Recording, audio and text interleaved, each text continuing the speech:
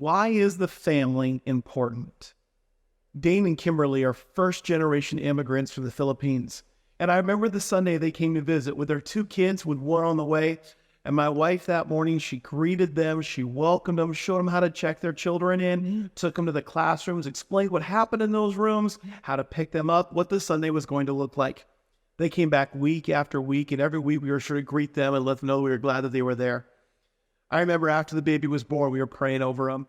And Dane shared with me that day that he had visited church after church after church. And this was the first church where they had felt welcome, where they had felt accepted.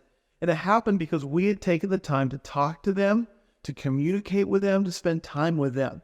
You see, all that Dane and Kimberly desired was that their church would be part of the church family. Why is family important? Because it's families that are impacted. We are doing a 5-part series called Why Is It Important? And today specifically, I want to focus on the family. Why is the family so important? You see, our families need to feel connected. They need to feel like they're part of something. How much more they need to feel like they're part of the church. So often we see families come and they attend week after week, and after 3 or 4 months, they realize they don't have any relationships. They don't really know anyone. They're not connected. They're not part of the church family, and they go looking for another one. Well, this is why it's so important that you in kids ministry connect with those families. And so how do you do that? Well, let me recommend this. Have your own host team, your own greeters in your kids area that all they do is just welcome new people. They talk to families. They ask how their week is going. They make it a point that every family is connected to, that they're talking to every family along the way. They're finding out how their week went, how their kids are doing. They're asking them to go do things together, eat lunch together, hang out. Have a team that just connects to their families. Let your families become part of the church family.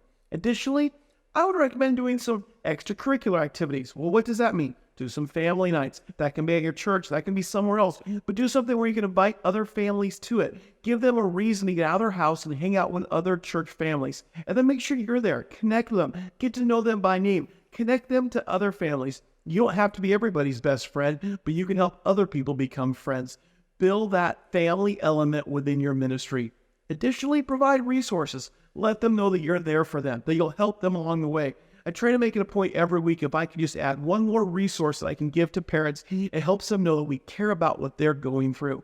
You see, it's so important that if you're going to do kids ministry, you have to focus on the importance of the family. That's why it's so vital to a successful kids ministry. Hey, this is Pastor Tony reminding you to keep your kids ministry fresh.